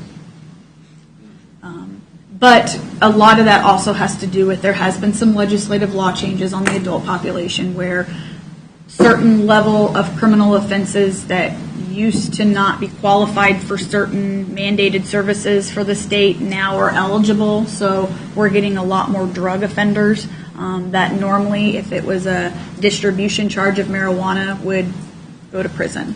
So now we're getting... your funding doesn't fluctuate with that caseload at all, correct? Not for the current year. Right. It will for next year because they'll do an average daily population per month, but it could for next year, we would hope, but it does not for that current year, no. Again, with a lot of that, we are looking at it being a little more creative with how we supervise our offenders. As you can kind of see with some of our goals that we have, we're looking at a little bit more of the interactive journaling, which would be part of the Change Company, which is more facilitation of in-house programming that we would monitor to help a little bit with maybe group reporting or commonality reporting. So if everybody doesn't have a job, we can have a large group of our offenders all meet to work on getting a job. So then it kind of does take a little bit of the meeting with each of them individually for every appointment burden away. We've had a lot of lunch and learns this past quarter, and we have a couple already scheduled for this coming few months as well. We've had one with District Court. We had one with some Army recruiting officers, as well as the Youth Achievement Center and the Leavenworth Health Department. So we're actually going to be starting to work with the Health Department pretty significantly on some programs as well, as we're getting ready to start with a lot of our comp plans, working with them on implementing some programs. We do have a meeting with a few of the commissioners on the 30th of this month. I'm going to be actually hopefully getting out to Synergy today, which is a medical provider for individuals who do not have health insurance, to possibly set up a lunch and learn for the month of February. And then we also have one set up for the month of March with Healthy Recovery Options as well, who is our domestic violence or batterers intervention treatment provider in town. We've had, again, a lot of trainings. Some of those trainings we hosted here in Leavenworth County. We hosted the adult sex offender training as well as the juvenile sex offender training right there at the Justice Center. And we had roughly about 35 members attend those meetings from different counties as well as other departments, such as the Sheriff's Department or the County Attorney's Office, into those meetings or those trainings. Again, we've had a lot of motivational interviewing training, which is more directed at the delivery of information with our staff to the offenders to make the interactions that we have more meaningful, so it's not just like a cattle call. We've also had some meetings with other agencies, such as Wyandotte County, to kind of also maybe streamline some transferring cases from different jurisdictions, because we are on that borderline, who lives where, and having a little bit better communication with all of that. Again, we had a BOCC meeting back in November. We've had our advisory board meetings in October. We are in the process of having our 2 advisory board meetings also this week. There are some emails out, though, for the 2 board members that I do have about possibly canceling that due to the weather. So, so there's a group change right now. We used to do jail meetings and parole meetings, and we've kind of fallen by the wayside on those. We have started back up on the parole meetings just because we do have a lot of common offenders, common addresses, common families. So I think that collaborative information is very beneficial to have. And then as far as the same thing with the jail meetings, we're going to get those started back up in February, schedule permitting for all parties involved. And then we have the Project Change meeting back in October, and we'll be discussing more about that tomorrow in our advisory board meeting. Other events, again, I've had some staff meetings. We've had performance evaluations have finally been completed. I spoke to the University of St. Mary's. I normally try to speak to a couple of their classes throughout the year just about the court systems and probation and supervision in the community.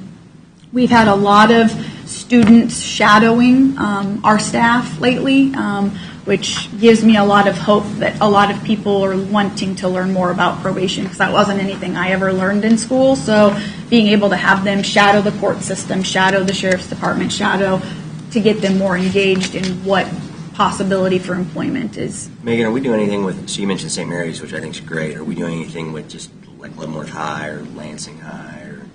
I have not reached out to them as of yet. We already kind of have grant programs involved in a lot of those schools. So, but as far as going and actually speaking to those schools, no, we've not reached out to have any of those interactions.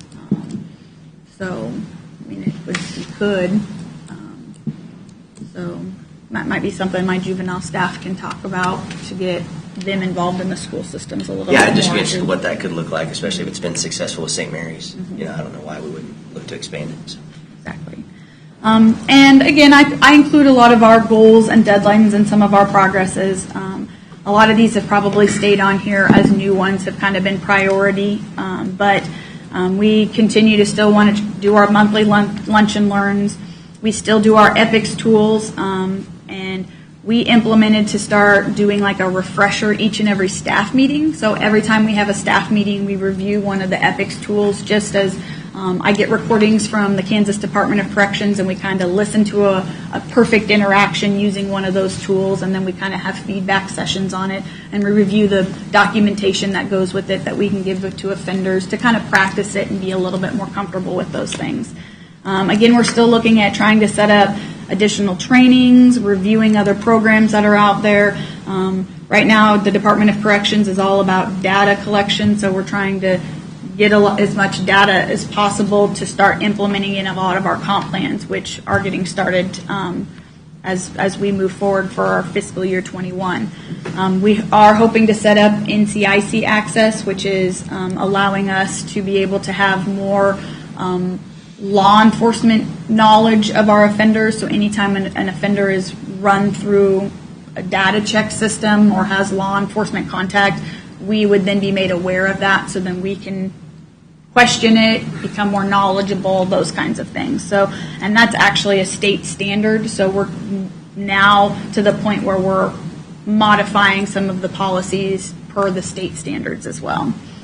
And then we are, again, still working on making sure that we have the proper, dollars and cents for our mental health counseling and medication management in our office as well. Again, I alluded to at the beginning the press release that was given to us by the governor as well as Secretary Howard. So I did attach the press release that I received. And then we have received the allotment letter for the juvenile grant. It is larger than last year because I applied or proposed for what's called JCAB funds. We had to submit at the end of October in a perfect world, if we were to have more money, what would we do with it scenario? And I proposed to try to get like a day reporting center to impact our truancy numbers. And I asked for $200,000, or estimated it could cost about $250,000 or $200,000. And we were awarded or allotted $145,000 of that. So we are going to be looking at implementing an additional program that revolves around day reporting centers, programming inside of those day reporting centers, because my personal feeling is that if a child gets kicked out of school, I don't want them to stay at home and sleep all day and play video games, or in worse situations, which is unfortunately more what we're seeing, roaming the community and causing more problems. Yep. So we're going to really try to work with local resources such as like banks to try to maybe come in, and if a person is suspended or expelled for 5 days, one of those days having a half a day be like money management, personal finance, another day be personal hygiene, basic child care. So if somebody a juvenile especially wanted to go out and get a babysitting job, they at least know how to change a diaper or heat up a bottle or make hot dogs, sew on a button. So honestly, kind of almost bringing back like a home economics, but just in a day reporting center. How are you going to compel them to attend that? Well, most individuals who are expelled from school, it is now considered a court order. Oh, if they're expelled from school for... Yeah, because then it would be tagged in as a truancy, which is a child in need of care case. So, and we'll be working a lot more hand in hand with the schools as well as the courts on how do we physically get them there. They can be told to go there, but how do we physically get them there? That's kind of what I was... Megan, I love the bank piece and the financial management and understanding just the basic finances of yourself or your household. But my mind immediately goes to manual labor as well, right? Which is not synonymous with the banking industry. I was wondering, even like Council on Aging, for example, would there not be things that they could use when I think of like just labor to help with? I have talked to the county counselor on this on a couple different other occasions. A lot of our juvenile offenders are required to do community service. Mm-hmm. The problem would be the offense of the case, the age of the minor, as well as the ability to have access to some personal information. So we are kind of limited on that world of community service or service labor. We have a couple agencies that we're kind of trying to use to try to help provide the opportunity for community service for these youth offenders, but it is very difficult because most of the population is anywhere between 15 to 17 years old, so they don't have driver's license. Leaves and shoveling snow. And they used to have that way before I was here, where they would have the juvenile offenders go out and pick up like the cigarette butts out of the parking lot and everything, but then it became of who's going to babysit them, who's the liability responsibility fall under. So I do think that that's hopefully going to be a task that I work with the director out of Atchison, since this is a collaborative thing, because they are also struggling. However, to add on to that, we have also talked about maybe having like a mechanics shop come in and show them how to make sure that the air tire is appropriate in the tires, or maybe basic changing of oil, maybe trying to get like Highland Votech to come in and maybe talk about some of their programming, because not all kids are meant to go to college. So, and I think that defrays them from wanting to stay in school, because that's kind of the main pushes for a lot of the schools right now. And so they get overwhelmed, they leave, or they act out, and then they have no desire to come back. Well, I think if we can give them skills to be able to at least survive and still be able to obtain a job, then I think that that's going to help prevent them from getting further in this justice system. So that's kind of where we're hoping that this whole grant kind of goes. Well, and maybe introduce them to a trade or a skill that they like. Well, and we were talking about this when I met with Atchison last week and some of my ideas with it. And I think that if we can, I used to work at a bank before I became involved with the justice system. And part of my responsibilities as working with the bank is that I had to have community involvement. So I had to be a part of a community board of whatever kind.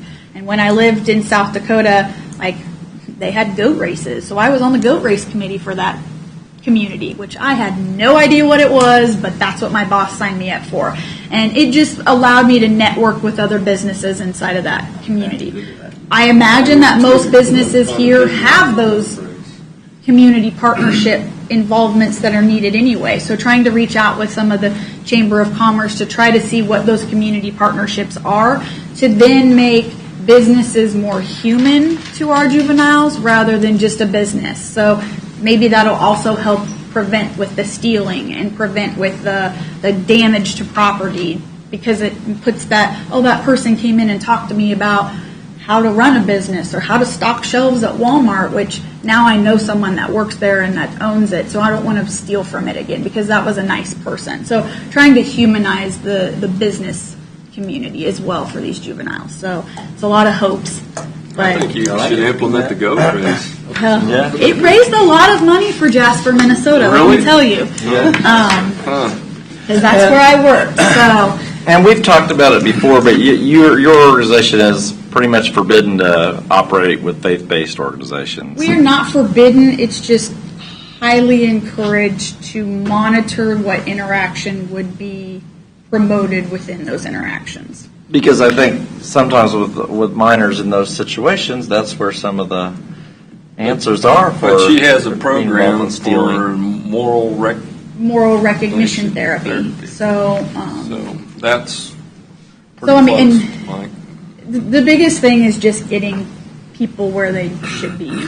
Right. So we can have those therapies, but they have to show up. And so that's kind of, again, another component that we're adding to this fiscal year's comp plan is more of how to get people where they need to be. So just want to do whatever helps. Yeah, I work. And by you mean by transportation? Transportation, logistics of reporting.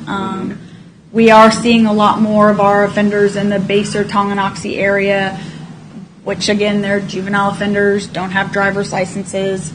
Parents usually are working, so trying to either look at changing office hours to maybe relocate to have some office appointments in a secured building, maybe at the annex or something where, because you can't fault a juvenile if they can't get there because their parents are working. But that's the other part that we're seeing problems with, is that we can't get them to certain things because, yes, it is a commitment, but it's a commitment by a lot of people to get them to a lot of places. So again, adding that as a component into this $145,000 of maybe getting a different vehicle to rally these people up, changing the location of our office and officers for a day or two, hiring someone that's their responsibility is transport within the community, transport in Atchison as well, because fortunately for Leavenworth, we have a lot more programs than what Atchison does. So, being able to utilize it within that jurisdiction. So. And Basehor just opened their new police office, police station down there. So. I don't know if they're kind of nice looking. It is. It's a nice station. So. But I will be. Whether you hosted a meeting there, it's not as though it's still within walking distance for everyone, regardless of where you placed it in Basehor. So, right. I think we do need to look at where we have those logistic challenges. And I'm going to throw out Council on Aging again, just because they're the only department I know that currently has some staff and transportation and resources that potentially there could be some synergy or scheduling there. I don't know. Well, and I know the Guidance Center used to have transportation. When we wrote the Project Change grant, we added in a component that offered transportation to allow offenders to be picked up even at their own school to be transported to treatment and to the groups through Project Change. Again, as much as the opportunity is available, it's still accepting the opportunity. So It's still getting somebody to bite the apple even though you're dangling it in front of them. So trying to find different motivations that kind of help with that as well. So. Thank you for all your work and efforts. Well, Appreciate thank it. you. I will be seeing you a lot more as it is grant writing season, so there'll be a lot of grant documents that will be coming. But I will try to limit it on my trees this year, so I don't have as many trees. Thanks, So, Megan. Thank It you. looks like the governor and the legislature are heading in the right direction as far as funding. I can't. Maybe. I can't speak to that. I do know, like, DCFS is short on funds. No, I'm talking about going into this session, which just started. And I'm planning on being in Topeka this afternoon, so, I don't know. and the governor will speak today, so. And there's a lot of also work that's happening on the adult population with the prisons and stuff. We're looking at the reasons of why in prison, changing some of the locations. I think Lansing's supposed to have a unit that's strictly addressing substance abuse of inmates. Well, there's a massive expansion, so I don't know what all further capabilities they have, but it was I think clearly a big project. they're reallocating a lot of those now.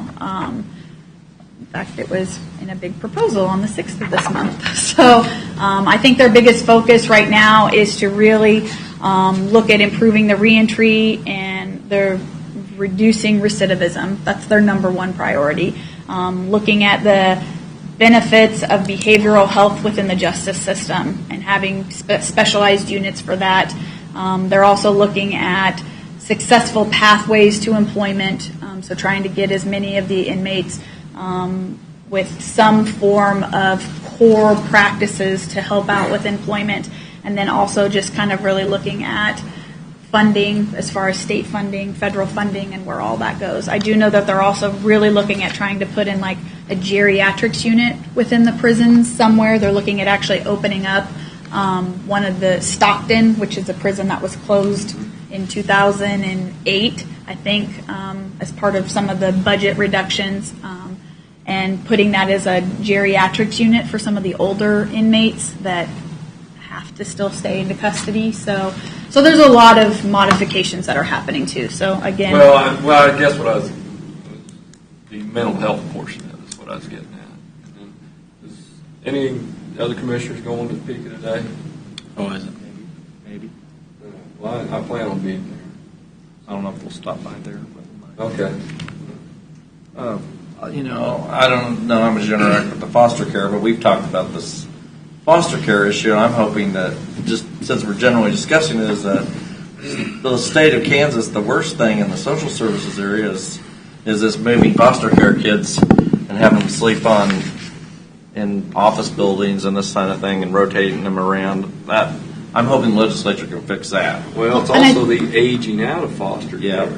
and I think that that's why the governor as well as the secretary proposed putting in this new department, because there were a lot of kids that were being missed because they weren't in the criminal justice system, but they weren't really in the social services system. They're still just kind of stuck in that limbo. So I think this is supposed to help propose to really look at some of those crossover youth that are kind of fluctuating in between a lot of the Those systems gaps. and put them all under one umbrella with one oversight and apparently one database system and all of that. So hopefully anyway. All right. All right, well, thank you, Megan. Let Thank us you. know if you Thank you very cancel much. tomorrow or not. I will. It's I 3 won't. o'clock, Rhonda right? will, but Okay, 3 thanks, o'clock. Megan. Thank you. Good luck with all the grants, too. Yeah. Like I said, so you might try to stop by. Stop by Topeka? that, yeah. Okay. Well, I'm sure I'll make it. It doesn't look like it's that bad outside. I will not. Okay. All right. You're not Well, gonna sled over there? We don't have to worry about 3 commissioners. Nope. being here. I'm headed to I'm Newton going anyway. tonight. Yeah. Okay. All right. You know, there's a coal mine underneath KSP. Huh? There's a coal mine underneath KSP. Oh, really? So they could open that up and kill 2 or 3 birds with one stone. Yeah, right. But anyway, all right. Before we go to our executive session, we said we have an executive session. Before we go to that, you got anything to report on last week? Not really. Coming up. Okay. All right. The fundraiser at Linwood School was canceled or postponed till this Friday. I won't be able to attend it this Friday. going to be out of town. Okay, well, we'll just have to donate, I guess. Not be there, won't get the benefit of eating. Hopefully they'll So have it this Linwood's week. rescheduled for Friday night. Is that correct? Yeah. All right, that's what I thought. I have Basher tonight. I'm going to go to Topeka today. JCAB maybe tomorrow if it doesn't get canceled. There's candlelight vigil here Friday night at the courthouse. 5:30. Yeah. And, I went to listen to the sheriff speak Monday at the Leavenworth County Republican Women's Luncheon. Sheriff's a good speaker. It's always good to listen to him. And I think that's about all I got coming. Well, like I said, I will go to Topeka today. So I I'll did report back on that. Garrison Commanders meeting last week, and then the League of Women Voters Saturday morning, and then the NAACP following that meeting, and then Martin Luther King. Martin Luther King celebration Monday night, Leavenworth County Commission meeting last night, and then we have probably the fire board meeting, which probably doesn't necessitate both of us. But Yeah, I'm going, so I'll be there this evening. And Lansing City Council last week, they had their consultant come in and propose a large Parks and Rec master plan. That was it was aggressive. It was large. There was a lot of good in it. I think there was some questions or concerns from some of the attendees. The survey results that hadn't been addressed, probably similar to what we deal with in comprehensive plans and everything else. So. Followed up with the city administrator, so looking forward to sitting down with them and talking about, how there can be, what the county can do to help support or play a role in what they're trying to accomplish. But so that was a big topic. It was generally those meetings were 20, 30 minutes. It was a couple hours. So and then the fire district So board. two commissioners will be at the fire board tonight? Or- I think you're good not to go unless you want to. I'm good to go if you want me to. Well, it's up to you. That's why I said, I Somebody's just there. figured, I know that as I'll long be as there. we know that somebody's going to be So there. I was I planning just on was, going. you're going to go? Okay, because we can't have You guys got it three. covered. Quit stepping on Well, like I said, I have Baser. I was just asked to go. I'm going to go to Topeka and then come back to go to Baser. I'll make That's our it. district. I know. And I am going It's like, I Friday don't know what to to the LCDC. and There's your so I don't know excuse. who else was planning. Oh, on Friday, I'm going to be going to the annual meeting. So there'll be two of you at the LCDC. LCDC annual. I All already right. RSVP'd for that. Okay, I haven't, but that's fine. That's as long as two of us are there, we're good. And if you really want to go, you're welcome to, because then you have a reservation to sit. Well, if you can't make it, give me a call. But if not, we'll go with that. Okay, is there anything, Jeff? Mike, were you going to lunch and learn with me Friday at Megan's? No, Okay. my dad's going for surgery. That's fine. I Out just of was town. going to tell him. Okay. That's All all right. I had. All right, then I guess I'll entertain a motion for the executive session. Okay, I move that the board recess for a closed executive meeting for the discussion of a subject involving the legal interests of the county as justified by KSA 75-4319B2 for consultation with legal counsel for the board, which could be deemed privilege in the attorney-client relationship, and that the board resume open meeting at, 11:15? 11:35 a.m. in the meeting room of the board. Present in the executive meeting will be Commissioners Culbertson, Kaz, Shimke, Smith, and Stephen, Senior County Counselor David Van Paris, and County Administrator Mark Lothry. Second. Was I missed? That's Stephen. Yes, I said Stephen. And she, did you say she? She didn't cut me off. I was going to say, you Okay, guys didn't have a get me out of the motion. meeting. Shimke, I got everybody on the list. Second. Aye. Okay, everybody. Commissioners. All right. Hey, does commissioners have time to sign this, or at least gentlemen leave? All right, and I'll entertain a motion to adjourn and start our work session. So moved. Second? Voting. Aye. Aye.